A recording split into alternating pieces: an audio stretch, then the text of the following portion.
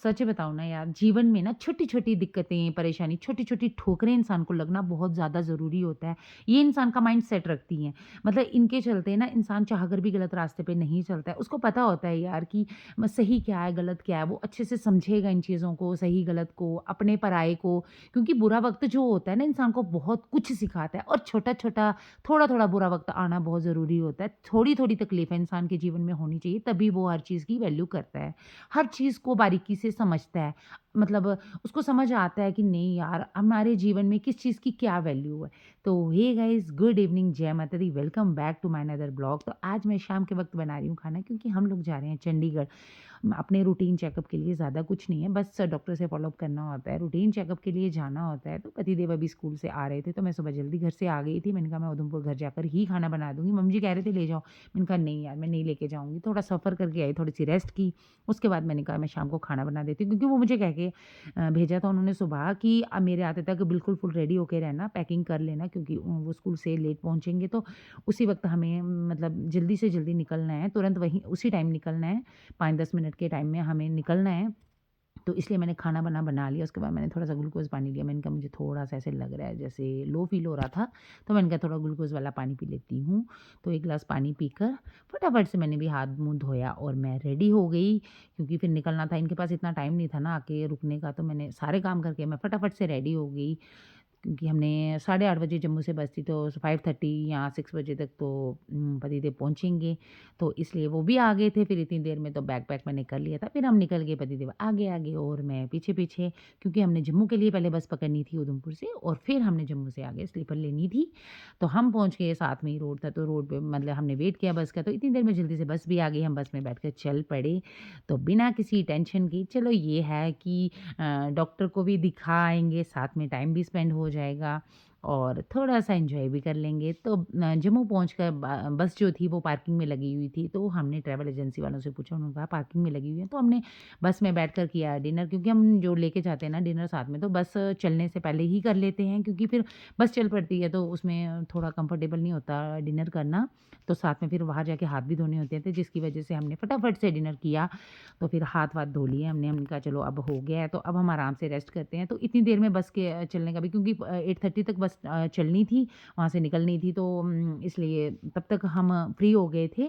तो इतनी देर में बस का भी टाइम हो गया था, तो पानी की बॉटल वगैरह ली थोड़ी-सी, 1-2 बॉटल ले ली कि इन केस अगर रात को ज़रूरत पड़ी। तो उसके बाद पतिदेव ने चेंज कर लिया था, तो हमने की रेस्ट। तो गुड नाइट, अब हम आपको मिलेंगे चंडीगढ़ में, इसी ब्लॉग में मिलते हैं चंडीगढ़ में।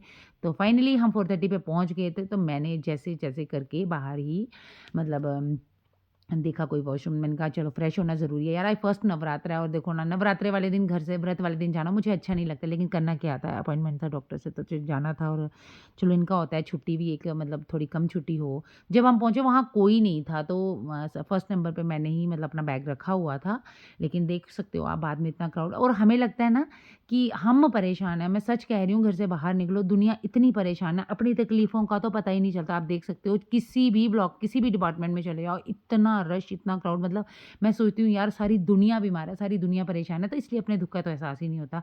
तो भगवान की कृपा से इतना कोई परेशानी है नहीं कि परेशान होने वाली, और छोटी-मोटी परेशानियों पे परेशान होना भी नहीं चाहिए। लाइफ़ में छोटी-छोटी दिक्कतें तो बहुत ज़रूरी होती हैं।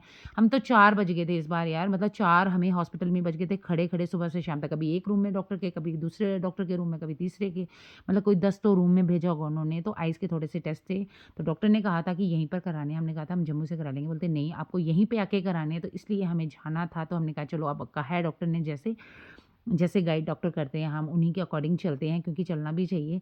तो अब हम इतनी दूर से आते हैं, तो हमने डॉक्टर के हिसाब से नहीं चलेंगे तो फिर कोई फ़ायदा भी नहीं है। तो वहाँ से फ्री होने के बाद 4:30 तक हम फ्री हुए, तो मेडिसिन वगैरह ली, आइज़ के चेकअप का था, तो उसी के लिए मेडिसिन ली मैंने थोड़ी-सी। उसके बाद हम निकल गए, हमने कहा यार अब बड़ा टाइम है। एक तो आज बारिश ने इतना तंग किया ना बाई गॉड, इतनी बारिश चंडीगढ़ में भी हो रही है, सोचा नहीं था कि वहाँ भी बारिश होगी, पर शुक्र है फुल-फुल कपड़े पहने थे तो इतनी दिक्कत हुई नहीं। तो वहाँ से निकल गए हम 22 सेक्टर मार्केट में, तो वहाँ से की थोड़ी-सी शॉपिंग अपने समर के लिए, थोड़ा कर लेते हैं। उसके बाद थोड़ी-सी वीडियो वगैरह बनाई हमने, तो शाम का हो गया था टाइम, तो पतिदेव ने किया डिनर। मैंने कॉफ़ी, यार मैं कॉफ़ी नहीं पीती हूँ इतनी सारी, चाय तो मैं बिल्कुल नहीं पीती हूँ। आज मैं सुबह से 3 कप कॉफ़ी पी है, जिसकी वज़ह से मेरी नींद बिल्कुल ही फुल हो गई थी और बस में इतना डर लगता है, बस में सच में नींद नहीं आती है, और और ऊपर से कॉफ़ी तो बिल्कुल भी नहीं आएगी। पर चलो कोई नहीं, फाइनली हम मतलब पहुँच गए थे जहाँ से हमें बस लेनी थी, बस अभी आई नहीं थी, तो हम वेट कर रहे थे। तो उसके बाद बस आ गई, तो बस में हम बैठ गए, थक-हार कर जान निकल गई थी, सच कह रहे हो, और ध्यान पहुँच गया था घर, क्योंकि हमें घर पहुँच कर से उधमपुर नहीं रुकना था, हमें सीधे चले जाना था घर, क्योंकि दूसरे दिन पतिदेव को छुट्टी नहीं करनी थी। रोज़ आपको पता है छुट्टी की दिक्कत होती है और करनी भी नहीं चाहिए बिना वजह। तो हम उधमपुर पहुँचकर फ्रेश होकर फटाफट से नहा धोकर निकल गए थे घर के लिए। तो ये है हमारे गाँव का, हमारे पहाड़ों का ब्यूटीफुल सा व्यू। तो चलो जी, चलते हैं सफ़र पे अब अपने घर। तो मम्मी जी को पहले ही बोल दिया था फलाहार कुछ बना के रखना, उन्होंने बना के रखा था क्योंकि उनको स्कूल जाना था। तो इसके साथ ही ब्लॉग खत्म होता है। जय माता दी, बाय बाय।